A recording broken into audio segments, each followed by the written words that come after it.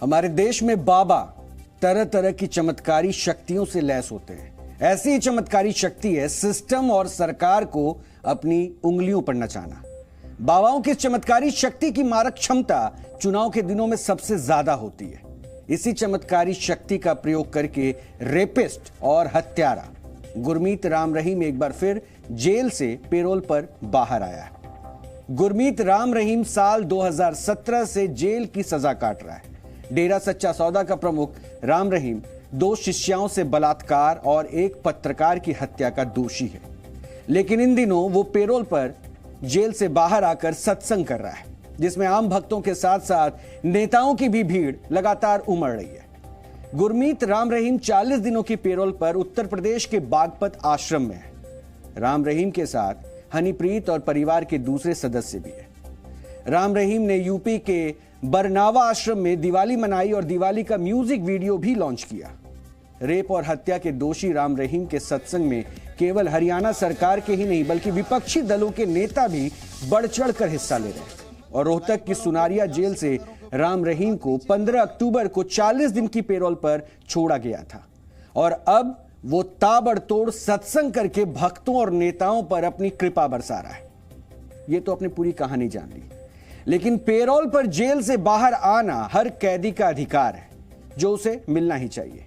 लेकिन लगता है कि हरियाणा सरकार की नजरों में बलात्कारी राम रहीम की कुछ ज्यादा ही इज्जत है, या यूं कहें कि श्रद्धा है कि पिछले 5 सालों में राम रहीम को करीब 6 बार पेरोल या फिर फरलो पर रिहा किया जा चुका है और इस साल 10 महीने में ही राम रहीम 3 बार जेल से बाहर आ चुका है और तीनों ही बार टाइमिंग भी गजब की थी।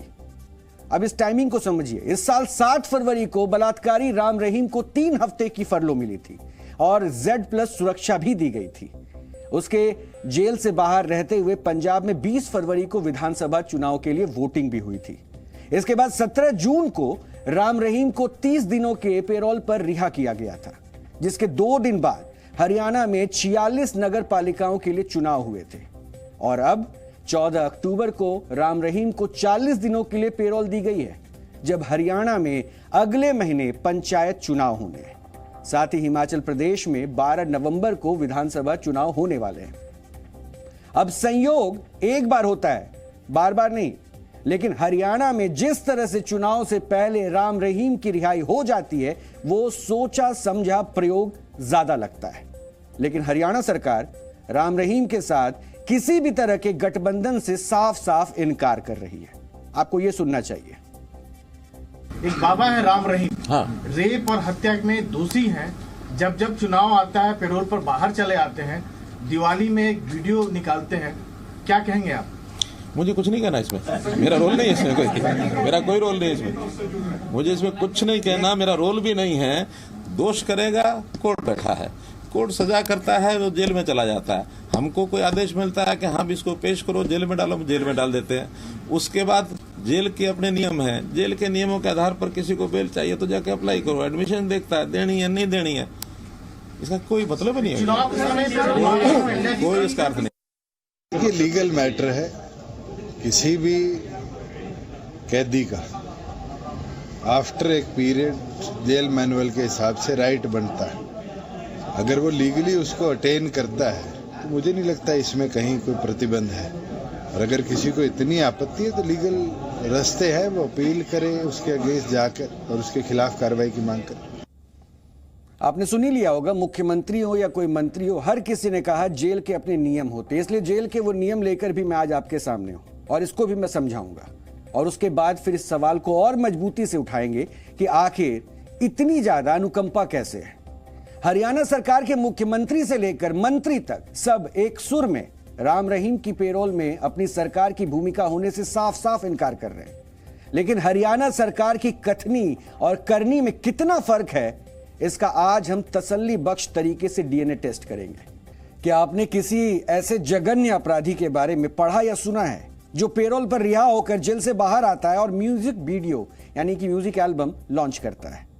क्या जेल से पेरोल पर आए कैदी के चेहरे से ऐसा नूर टपकते हुए देखा है जैसा नूर बलात्कारी राम रहीम के चेहरे से टपक रहा है? कॉन्फिडेंस हो तो राम रहीम जैसा हो, वरना ना हो। लेकिन एक बलात्कारी को इतना कॉन्फिडेंस मिल कहां से रहा है, इसका भी पता लगाएंगे। लेकिन पहले राम रहीम के कॉन्फिडेंस का लेवल चेक कीजिए। हमने कितनी चिट्ठियों में लिख दी एक बात, आपने सुनी है, पढ़ी है कि गुरु हम थे, हम हैं और हम ही रहेंगे। 100%, 1000%, 1,00,000%, लाखों बार कहलवा लो, हम थे, हम हैं और हम ही रहेंगे। यानी जिसके सर हो हरियाणा सरकार की छांव, पांव के नीचे जन्नत होगी। जघन्य अपराधी गुरमीत राम रहीम इन दिनों इसी जन्नत के मजे ले रहा है। लेकिन हरियाणा सरकार कह रही है कि राम रहीम की पेरोल में उसका कोई हाथ ही नहीं है।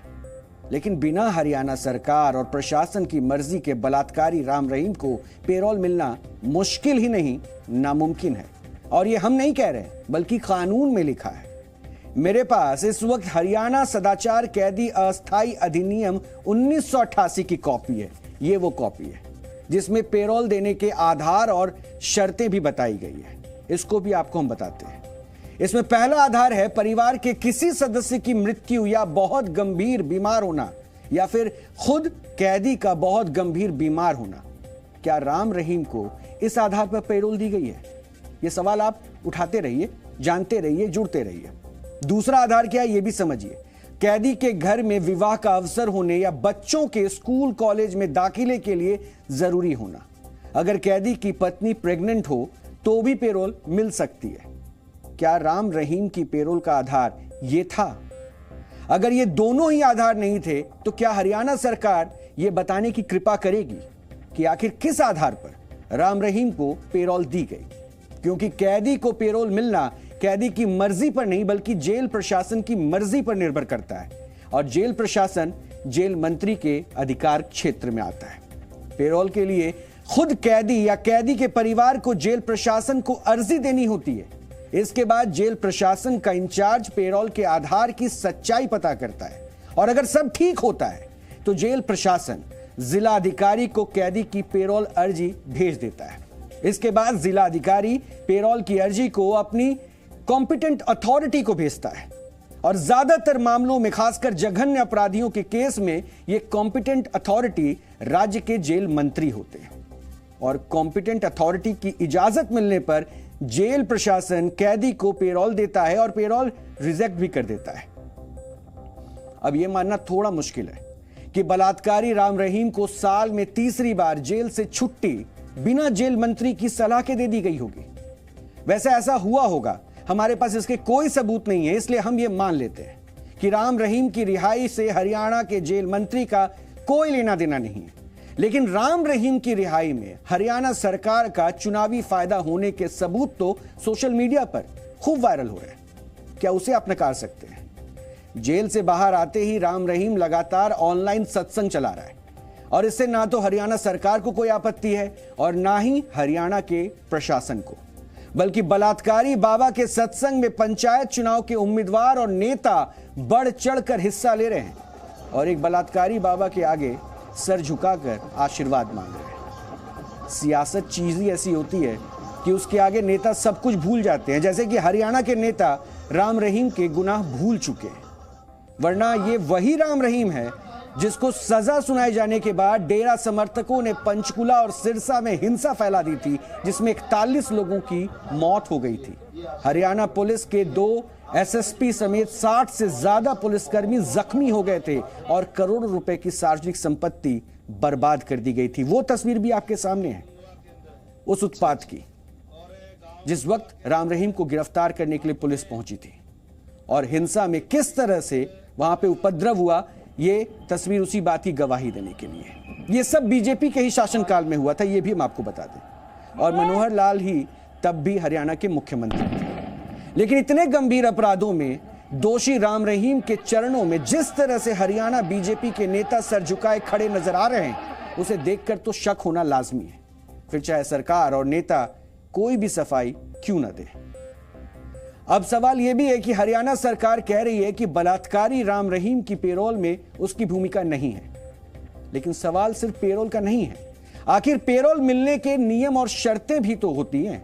जिनका पालन पेरोल पर छूटने वाले कैदियों को करना पड़ता है। और नियम यह कहता है कि पेरोल पर छूटा कैदी समाज में ऐसा कोई भी कार्य नहीं करेगा जिसके कारण से समाज में अशांति पैदा हो।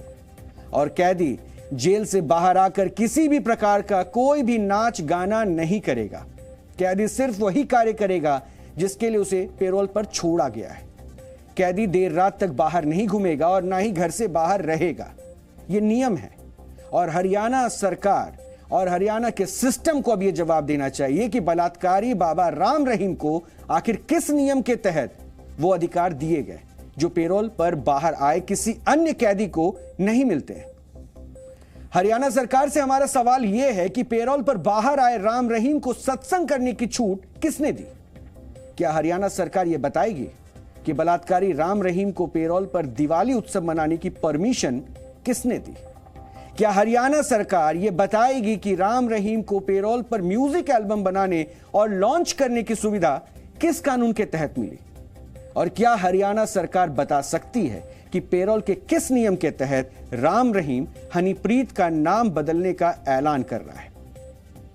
जानकारी यह भी मिल रही है कि जेल में बंद कैदी को साल में, यह जानकारी बहुत पुख्ता है और यह कानूनन दर्ज है, इसलिए यह बता रहे हैं क्योंकि यह जानकारी है कि साल में 90 छुट्टियां कैदी को मिल सकती है और इन छुट्टियों में 21 फरलो और 70 दिन की पेरोल होती है। राम रहीम इस साल फरवरी महीने में ही 21 दिनों की फरलो ले चुका है। वहीं जून महीने में वो 1 महीने की पेरोल भी ले चुका है और अब वो 40 दिन की पेरोल पर है। यानी उसने पेरोल और फरलो की सुविधा का पूरा फायदा उठाया है। लेकिन हमारे देश में कैदियों के अधिकार अलग अलग होते हैं। वीवीआईपी कैदियों के अधिकार अलग होते हैं और वर्ष 2017 में दिल्ली हाई कोर्ट ने भी कहा था कि यह साफ है कि सिर्फ अमीर और पावरफुल कैदियों को ही पेरोल मिल पाती है। ऐसे लोगों की मदद करने के लिए पुलिस अपने अधिकार क्षेत्र से बाहर जाकर उनका फेवर करती है और जिन्हें सबसे ज्यादा जरूरत होती है उन्हें बेल नहीं मिलती। दिल्ली हाई कोर्ट की टिप्पणी हमारे देश के जेल सिस्टम की सच्चाई है, जिसमें आम कैदियों को पेरोल मिलना मुश्किल होता है और खास कैदियों को पेरोल दिलवाने में सरकार और सिस्टम हमेशा तत्पर रहती है। वरना बलात्कारी बाबा गुरमीत राम रहीम का आचरण ऐसा तो नहीं है कि उसे पेरोल पर छोड़ा जाए और बाहर आकर सत्संग करने की इजाजत भी मिल जाए। ऐसे बलात्कारी, दुराचारी, हत्यारे कैदी को एक दिन के लिए भी छोड़ना समाज के लिए नुकसानदायक हो सकता है। लेकिन दिक्कत यह है कि ऐसे बाबा अक्सर सियासत के लिए फायदेमंद साबित हो जाते हैं और यह बात सरकारें बहुत अच्छी तरह से जानती भी हैं और समझती भी हैं। और इसीलिए यह सिस्टम से जुड़ा ऐसा मामला है जिस पर अब सवाल पूछा जाता है कि कैदी में भी फर्क और क्या हरियाणा सरकार की अनुकंपा है।